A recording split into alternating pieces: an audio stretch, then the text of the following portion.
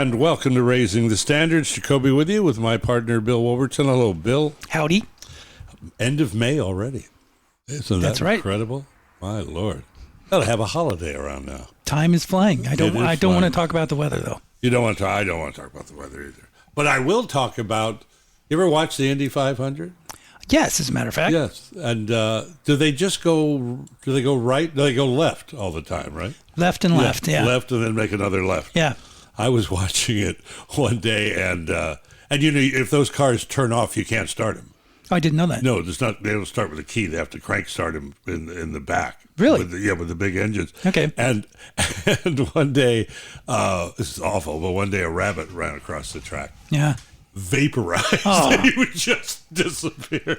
My boss is from there. She said it was a big deal. Oh yeah, that's kind of what's more on your bucket list: the Derby or the Indy 500. Between the two, I'd prefer the Derby. Yeah, I think the Derby would be more fun. Yeah. A buddy and I used to bet a lot of football. We were at Bay Meadows one day trying to pick a horse. And he goes, I can't pick one out of two.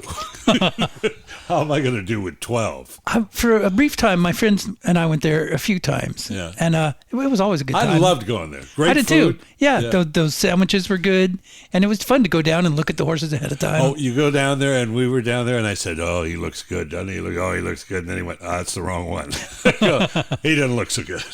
Anyway, so good show today. We're going to talk to our good, I say dear friend a lot, and I mean it, and I can't say it enough because I'm blessed to have a lot of good friends, particularly in this business. Judy Wexler, who last week we played American Tune, which I think is the quintessential version, which she did of the Paul Simon tune from her tribute to Paul Simon, the CD. Judy, are you there? How are you?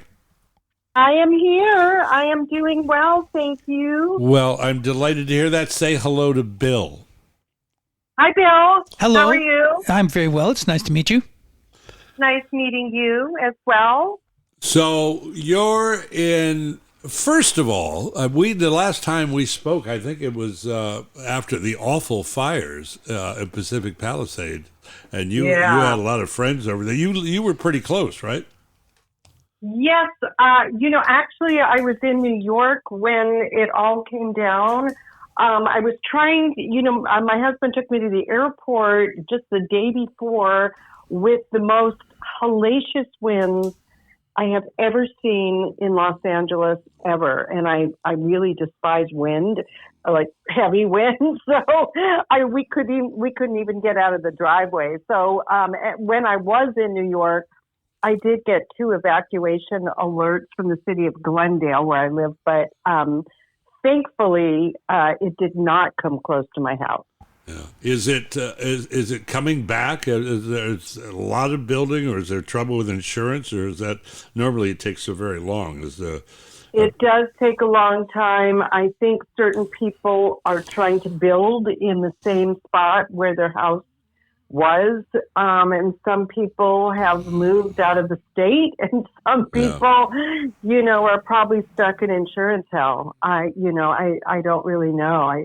I know from the few people that I know personally who lived in Altadena and Pacific Palisades, they are not back in their houses yet. Some people, like Sax player Chuck Manning, everything burned down around his house, but his house stood. Wow. And so there was a lot of remediation that had to happen before they could move back. A lot. But the house, everything burned around it. It's just so strange. The problem with being in insurance hell is the deductible is huge. Yeah. It's a nightmare. It's just a nightmare. Where's my snare drum when I need it? That went nowhere. That was pretty good. So you were in New York during the fires, and you have returned to New York. You were there recently. Yes, I was last week. And you played 54. Is it 54 below or 54 under? Yeah. 54 below. It's in the, basically it's in the cellar, as it were. It's not a cellar. It's an actually gorgeously appointed, beautiful kind of 50s, 60s styled cabaret room that, I mean, it's kind of impeccable, but it's underneath where Studio 54 used to be, the building. I'm sure when they vacuumed the rugs there, they could have made some money. Now, I'm sure. I'll clean up for you. Wasn't Feinstein involved in that? Feinstein was involved in Feinstein's at the Lowe's Hotel. Which was at I thought he opened 54 Below. I could be wrong, but he had the one at the Lowe's. Yeah, I mean, it's possible, but I don't know anything. I've never read that, so I don't really know. But I did play at that club too in New York, probably around 2010, I think. So a long time ago, and that was also, it was kind of a similar kind of room, very, very beautiful room. Now, 54 Below has there are certain treasured gigs in New York City. One of which, of course, being the Cafe Carlyle. Yeah. And where is it? Where was the Algonquin? That used to be a very hip club to play there. The Algonquin. Yeah, are they still open for the jazz club? I don't think so. No. Yeah. I remember I saw our friend. I don't think the hotel is. I feel like the hotel's not there anymore. Really, it's where, of course, Dorothy Parker used to hold court. Yes, the round table. Yeah. I remember. We saw Paula West there once, our friend, and it was a very strange room because it was really long. Was it? Yeah, it was very long, and the performer would be in the middle. So there were like four tables that were great seats, and the rest were way out. Well, it's still, actually, I was wrong. It is still in business, the hotel. Okay. I just don't think they have a music situation right now. So 54 Below, you're saying it's really kind of, they got elegance, I understand. They do have elegance, and they run a tight ship, because they've got 2 shows a night, and so they're very organized, and they're very professional, and everything about it was, I would say, first rate. Now, do you do both shows? Oh no. Okay. They have probably, I guess, 14 or 15 performers a week. Really? So, they've got it down. They, in their contract, I kind of laughed because in their contract, it said sets are 60 minutes to 75 minutes, but if you go over 75 minutes, you will never be invited back. Wow. And so it was around. Please don't ask for an encore. Yeah, it was around the 70-minute mark, and I looked at my watch, which of course I brought, I wore, and I just said, well, I think I have time for one song. They run a very tight ship here, so I don't want to go over, but but I made full use of the 75 minutes. That's the time to break out the Shel Silverstein tune with the 1-minute song, and then just get that out of the way. Have you got, having booked people for years, and I've booked you. Now, do you have a writer there that's particularly interesting? I mean, you need a bidet and M&M peanuts, or how does that work? Bidet, Michael, that's hilarious. Maybe I should add that in. No, I actually didn't need one, but I do not. I'm not Frank Sinatra. I've read Frank Sinatra's writer, and it was pretty funny. Oh yeah, it is. The yellow peanut M&Ms. Yeah, and all the different boozes and et cetera. The fruit plate. No, I'm not like that. We Jazz on the Plaza in Los Gatos. One year we had Jackie Green when he was first starting out. And and they had all these vegan requirements for meals, and then special rooms and stuff. And it was a wonderful show. They got terribly stoned and left. What am I going to do with all this food that I don't eat? Okay, so talk to me about doing a live show. Is there a difference? Is it the same? Did you come up with a new show, or is it a show that you've done in New York, or rather in L.A.? Well, I don't generally do themed shows at all. That night, it happened to be Blossom Deary's birthday, her 102nd birthday. So I decided to sing a couple Blossom songs that I've both of which I've recorded. So I sang They Say It's Spring and Love is a Necessary Evil in honor or memory of Blossom Deary. And the rest of it, I kind of tailored more towards, I think, which I didn't have to do at all in retrospect, towards a cabaret audience. It really doesn't matter. You could do whatever you want. But I did favorite tunes. I did Dave Frischberg's Listen Here, which is a new song for me, which I absolutely love. And I actually, I recited a poem by Derek Walcott, Love After Love, right before that song, because I felt it was such a good intro for the song. It was a good setup for the song and easy to understand. Some people can't wrap their minds around poetry, but this was quite easy to understand. So, so it was, I tried to be creative with it. I would never have heard of Blossom Deary if you didn't mention it. Blossom Deary is so, I'll tell you what, you listen to her, you'll never forget her. Said she had a girlish voice, and she received the name Blossom because a neighbor delivered peach blossoms to her house the day she was born. Really? Yeah. How interesting. Yeah, but that was the name her parents gave her. Right. Yeah, I mean, I don't know about the peach blossoms myself, but I know that was her given name. Yeah. So it sounds right.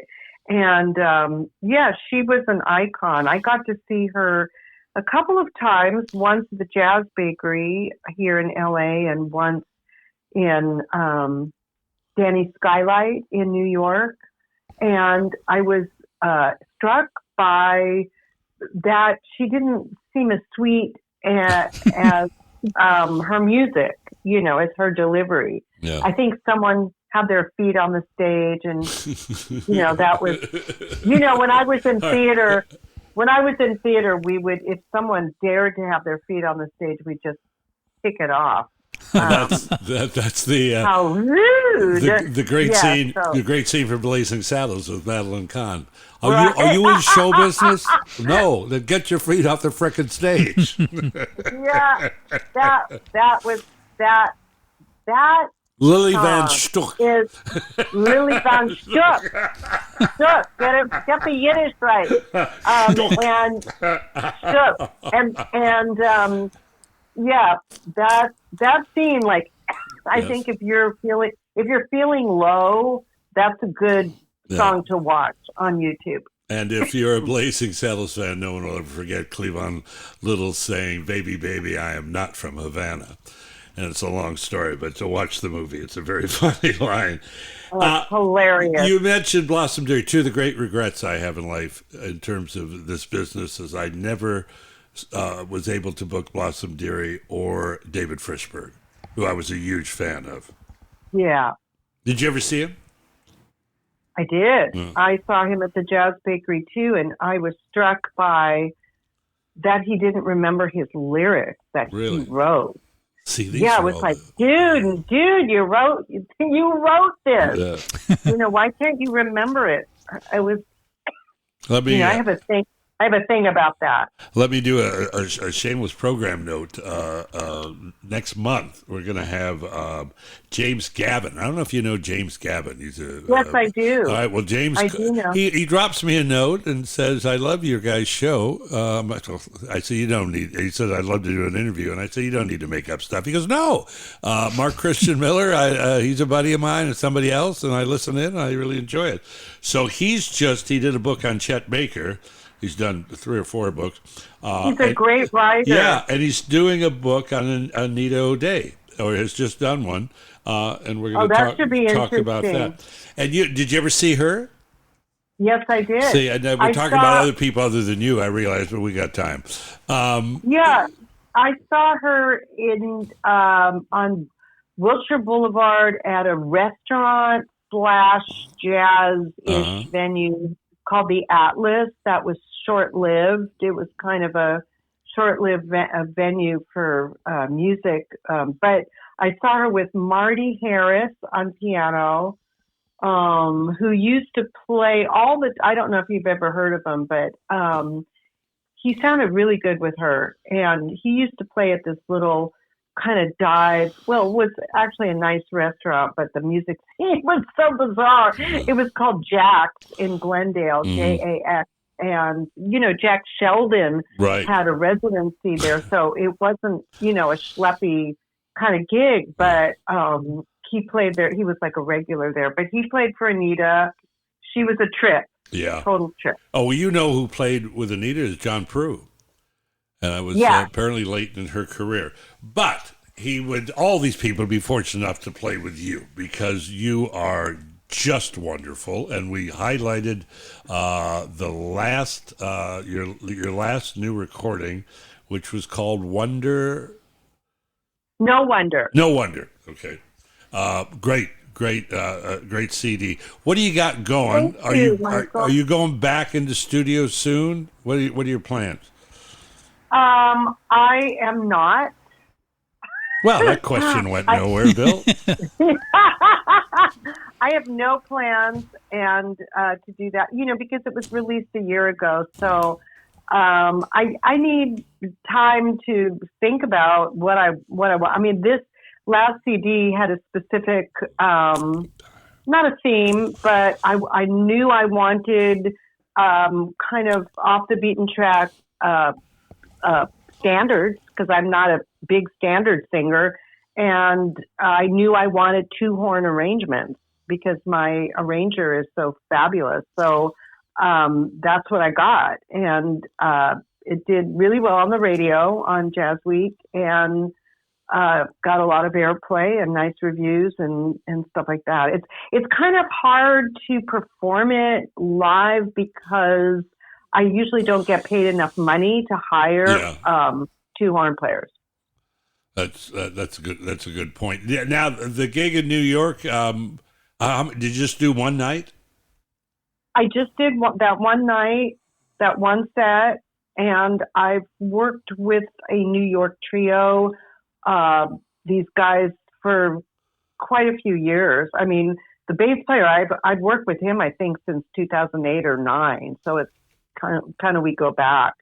And Tim Horner, the drummer, I met him in Istanbul, of all places, when Rosanna Vitro brought him and Alan Farnham and I think it was Dean Johnson to this Istanbul club called Nardis that I had the next date after her.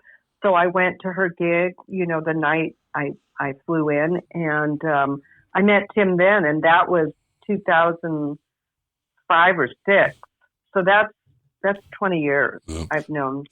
Yeah. So go ahead. I was just going to say, folks. No, I was just going to. Go ahead. I was going to say the piano player Jim Riddle in New York is really terrific too. Really terrific. Okay, folks want to hear. Obviously, they can go to your website, which is JudyWexler.com. Very clever. Yeah, so creative. I love your response to you going back in the studio. I thought you were going to do Lily again and say, I'm tired. I'm tired. I'm Tired. Everything. Women, they keep coming and coming. Everything south is shot. Anyway, it's kaput. No, it's kaput. Okay, we're going to do a tune that you did in your show. Is Wish You Were Here, is it Sondheim? No, it's Harold Rome, or as and a what's New the Yorker show? would say, Harold Rome. The show is it was a flop on Broadway, and it was called "Wish You Were Here." Okay. The title song. Do you know who that apparently had a swimming pool on stage? Well, that's a deal buster for me. What do you know who introduced it on Broadway? You know what? Let me see if I can get that answer in less than 5 seconds. Everybody's Googling but me. Bill's got all the answers over here. He's got Blossom Dearie growing up with blossoms and stuff. And you go, oh, let me think for a second. You can hear her fingers racing across the board. Oh, no, I know it somewhere. Well, I'm impressed. When you asked her, every time you said, oh, did you ever hear so-and-so?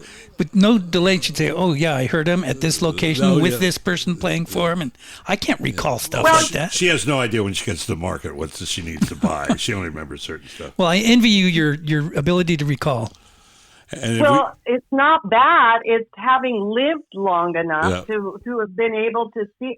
You know, if you ask me, have I seen so-and-so, there's a very good chance that I would say yes, because I lived in San Francisco when Keystone Corner was right down the block from us. So we saw everybody. I mean, it was an amazing time in my life, you know, to be able to just walk down the block and see these luminaries. Speaking of amazing times on this show, we've now given you 4 minutes to come up with that answer. Have you got it? Oh, yes, I've come up with it. I've come up with it. I've come up with it.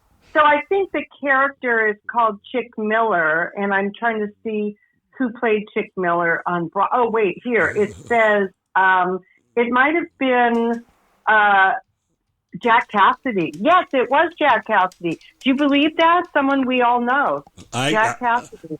I can't believe you didn't say, let me think for a minute and take credit for it. All right, Wish You Were Here. This is a thing, a tune that you did in your New York show at 54 Below.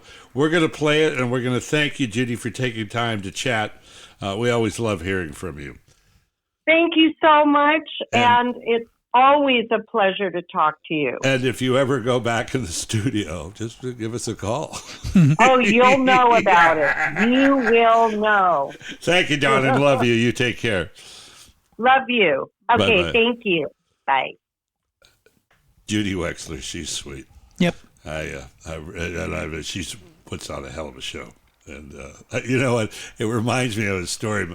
My friend Alan Schultz, who owned KRML, and worked at some major jazz station. He was interviewing Ella Fitzgerald once, and Ella had this incredible watch on, and Alan went on and said, "It's a beautiful watch. It's magnificent. Boom, boom, boom, boom, boom. There must be a great story behind that." Yeah. And she goes, "No." And it reminded me of when I said, "Are you going back to the studio?" No.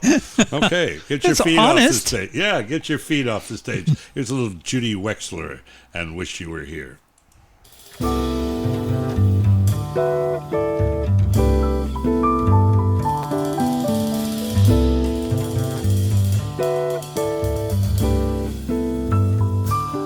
They're not making the skies as blue this year.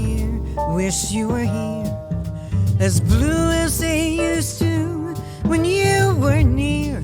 Wish you were here, and the mornings don't seem as new, brand new as they did with you.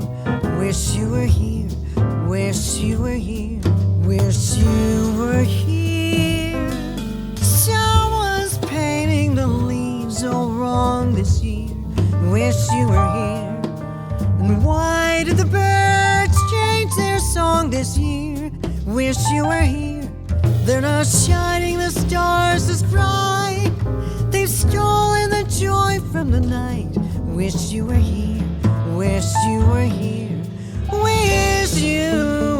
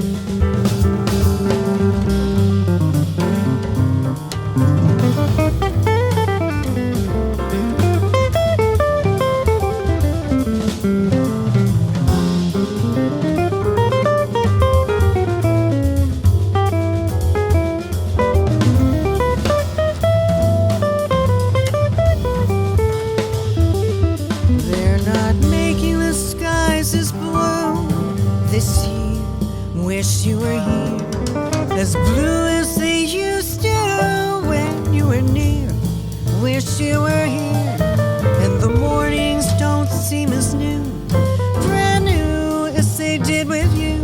Wish you were here, wish you were here, wish you were here. Someone's painting the leaves all wrong this year. Wish you were here. And why did the birds change their song this year? Wish you were here.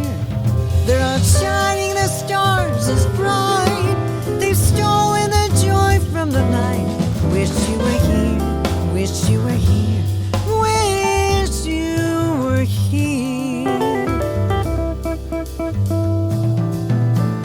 Wish you were here.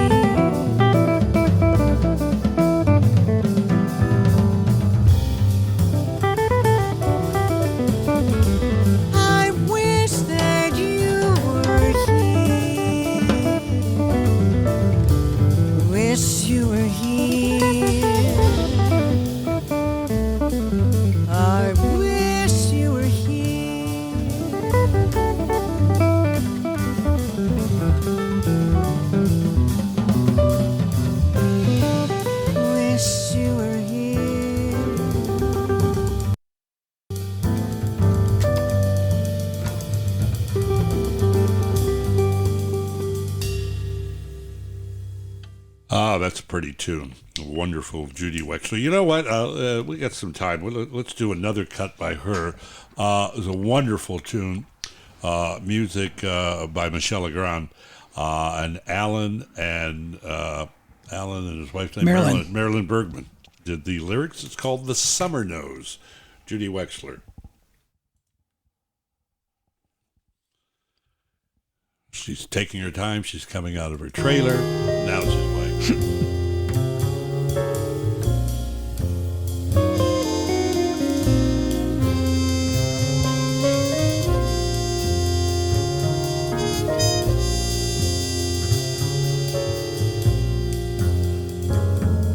The summer smiles, the summer knows, and unashamed she sheds her clothes. The summer smooths the restless sky, and lovingly she warms the sand on which you lie.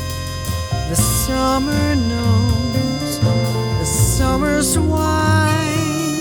She sees the doubts within your eyes, and so she takes her summer time, tells the moon to wait and the sun to linger, twists the world round her summer finger, lets you see the wonder of it all.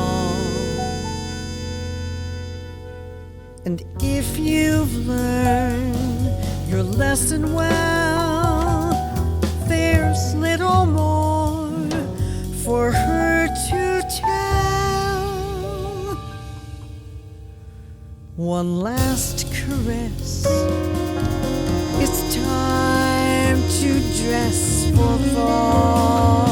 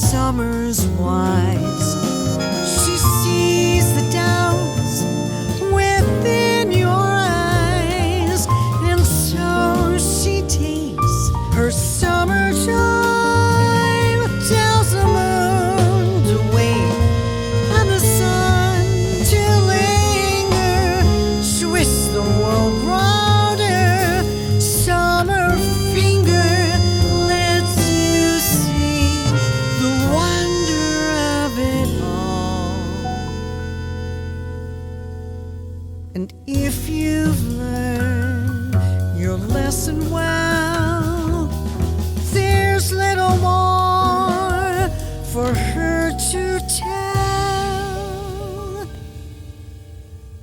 One last caress. It's time to dress for fall.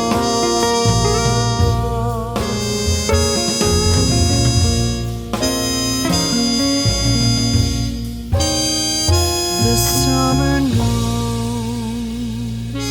What a lovely tune, and a lovely version of it by Judy Wexler. Agreed. The Summer Knows. We got time for liner notes? We do. All right. Today, a much overdue tribute to the legendary Janis Joplin. If there was one voice which stood alone in the 60s and 70s, it was Joplin's. Unique, unmistakable, and utterly impossible to ignore. She epitomized a sound and a lifestyle. She lived fast, partied hard, and was gone at 27. But what she left behind is truly timeless. Today, her version of Little Girl Blue, written in 1935 by Rodgers and Hart and introduced by Gloria Gafton in the Broadway musical Jumbo. Sit there and count your fingers. What can you do?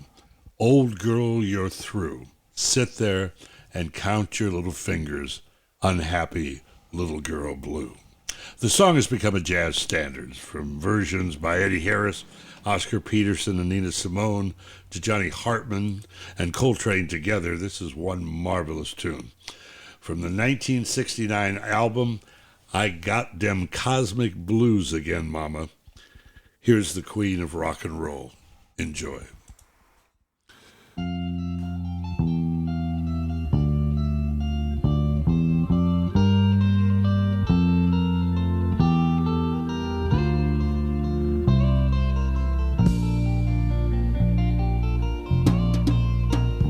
Sit there,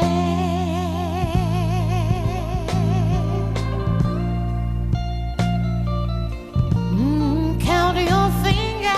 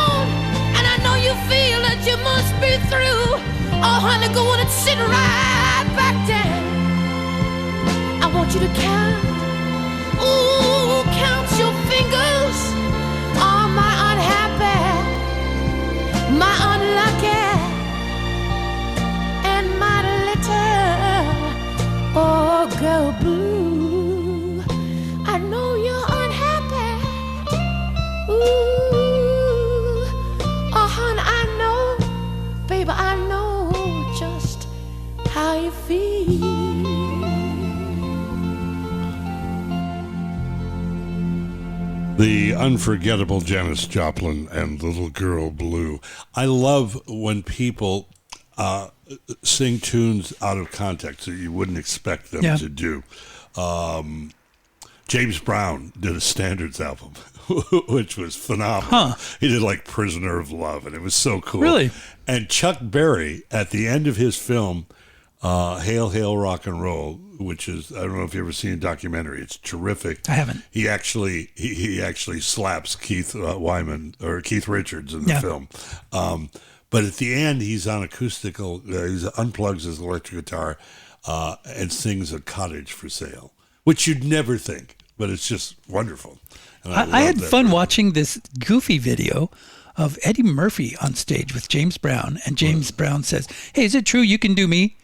Oh, yeah. And so right in front of him, he did, and he just brought the house down. And it was just funny to see James Brown kind of backing up Eddie Murphy doing James Brown. Saturday Night Live, when they introduced the James Brown hot tub, and it would be Eddie Murphy putting his feet out, too hot, hot tub, no. You know what's sad about Janis Joplin dying so young is she was so distinctive that there'll never be another person like Janis Joplin. Very, what's her name? Weinstock. I can't think of her first name, but that kind of sound that she had a remarkable sound. Yeah, I agree. Yeah. Anyway, but you get all those. There's a group of people that died at 27. Yeah, a club. Yeah, the guy, Kurt Cobain, I think, died. Kurt Cobain is one of them. The dude from the Doors. I can't think of his name. Yeah, I'm blanking on it as well. And I think Hendrix might have been 27 too. It could be. Yeah. I saw the Wikipedia page on it once, and I was shocked. Yeah. Anyway, that does it. We got an A train. I'm sure. We do somewhere. If we don't, I can come up with one. Sure, we can find one. Yes. There's a track around here somewhere. That's it. Big thank you to Judy Wexler for joining us. She's fun. Yeah, she's wonderful. Thank you, Billy. Good seeing you. Good to see you. We'll catch up next week. Until then, this show has always been for Mark, for Georgianne, and for you. So until next week, we once again raise the standards. I'm Jacoby. I'll see you soon.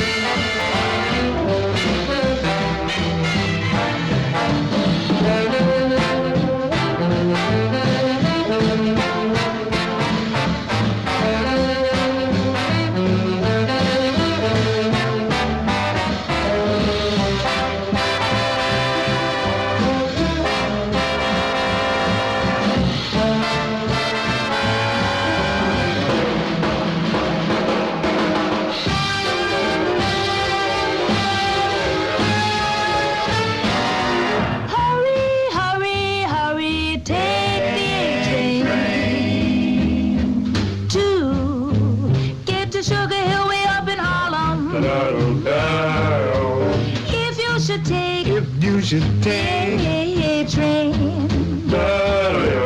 You get to where you're going in a hurry. Hurry, hurry, hurry. Now it's coming. Can't you hear the rails are humming? If you should miss the A train. It's the quickest way to get to Harlem.